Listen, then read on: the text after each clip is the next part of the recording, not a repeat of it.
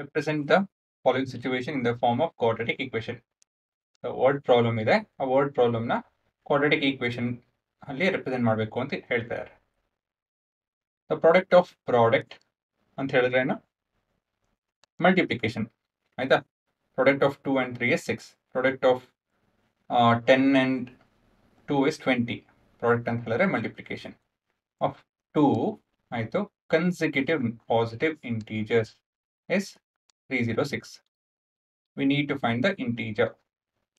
So ಮೊದಲನೇದಾಗಿ positive integer ಅಂತ ಹೇಳಿದ್ರೇನು? Positive integer ಅಂತ ಹೇಳಿದ್ರೆ 1 to 3 ಇನ್ಫಿನಿಟಿವರೆಗೂ ಆಯ್ತಾ. ಮುಂದಿನ ಭಾಗ ಕನ್ಸಿಕ್ಯೂಟಿವ್.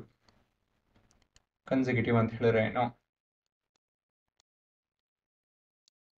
ಕನ್ಸಿಕ್ಯೂಟಿವ್ ಅಂತ ಹೇಳಿದ್ರೆ ಒಂದಾದ್ಮೇಲೆ ಮತ್ತೊಂದು. 2 and 3 are consecutive, 3 and 4 are consecutive, 4 and 5 are consecutive. ಸರಿನಾ? ಸೊ 4 ಕೊಟ್ರೆ 5 ಬರೀತೀರಾ, 6 ಕೊಟ್ರೆ 7 ಬರೀತೀರಾ, 8 ಕೊಟ್ರೆ 9 ಬರೀತೀರಾ. ಎಕ್ಸ್ ಕೊಟ್ರೆ ಯೋಚನೆ ಮಾಡಿ. 4 ಕೊಟ್ರೆ 4 + 1 ಬರೀತೀರಾ, 6 ಕೊಟ್ರೆ 6 + 1 ಬರೀತೀರಾ, 8 ಕೊಟ್ರೆ 8 + 1 ಬರೀತೀರಾ ಆಯ್ತಾ. ಕನ್ಸಿಕ್ಯೂಟಿವ್ ನಂಬರ್ ಆಫ್ 101 ಅಂತ ಹೇಳಿದ್ರೆ 102 ಅಂತ ಬರೀತೀರಾ. 101 + 1. ಎಕ್ಸ್ ಕೊಟ್ರೆ ನೆಕ್ಸ್ಟ್ ನಂಬರ್ ಏನು? ಎಕ್ಸ್ + 1 ಸರಿನಾ. ಸೊ ಕನ್ಸಿಕ್ಯೂಟಿವ್ ನಂಬರ್ ಅಂತ ಹೇಳಿದ್ರೆ ಆದ್ಮೇಲೆ ಒಂದು ನಂಬರ್ ಅದ್ರ ಮುಂದಿನ ನಂಬರ್, ಇದು consecutive number. So the product of 2 consecutive number.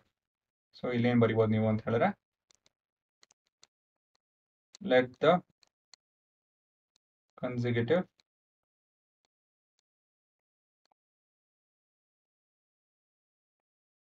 numbers be x and x + 1. ಇದು product given product of consecutive number is equal to 306. So product of x into x + 1 is 306. Distributive property, 1x into 1x is 1x square, 1x into 1 is 1x is equal to 306. Transpose ಮಾಡಿದ್ರೆ ಇದನ್ನ 1x square plus 1x minus 306 is equal to 0. ಇದು ನಿಮ್ಮ quadratic equation ಅಷ್ಟೇ. Pass ಮಾಡೋರು ಮಾಡ್ಬೋದು ಇವಾಗ.